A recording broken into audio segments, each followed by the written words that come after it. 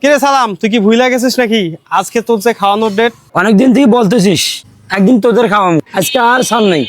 আরে ভাই আজকে না গেলে হয় না, অন্যদিন যাই। না রে, তোর আজকে যাওয়ান লাগবো। তোর মহাজনের কাছ থেকে যায় ছুটি লইয়া আয়। আচ্ছা দাঁড়া, কথা বলে আইতেছি। হ্যালো, আসসালামু আলাইকুম ভাই, একটা কথা ছিল। ভাই আমার দুজন বন্ধু আইছে, আজকে তাদের আমি খাওয়াবো বলছিলাম।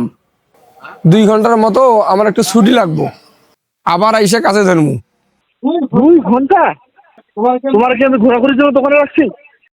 1 ঘন্টার বেশি ছুটি দিতে পারবো না। 1 ঘন্টা সময় দিলাম, 1 ঘন্টার মধ্যে দোকানে এসে দাঁড়াইবা। জি ভাই ঠিক আছে।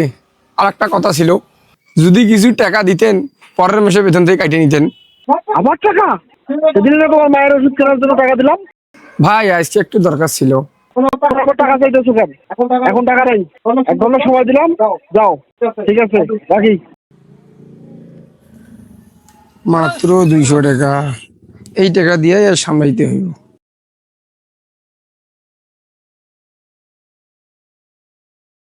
আচ্ছা চল ভাই, যাইতে বলছে।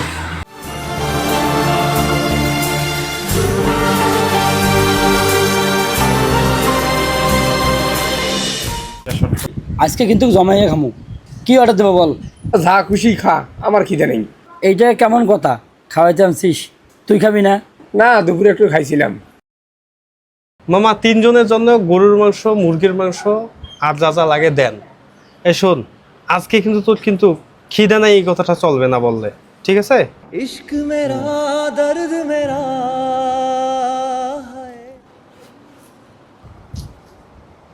এ মামা বিল কত?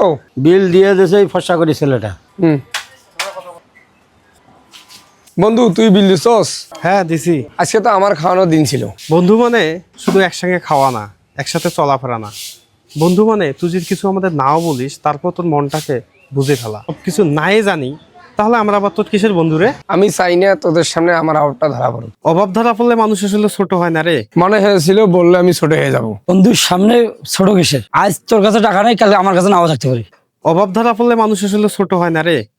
ছোট তখনই হয় যখন এই কষ্টগুলোকে ভিতরে ভেতরে বইতে বইতে একটা পর্যায়ে ভেতর থেকেই ভেঙে পড়ে। তোর টাকার কষ্ট, তোর লজ্জা, এগুলো শুধু তোর একার না, আমাদেরও কিন্তু। তোরা দুজন না থাকলে আজকেও হাসি মুখে সবকিছু রুখে রাখতাম।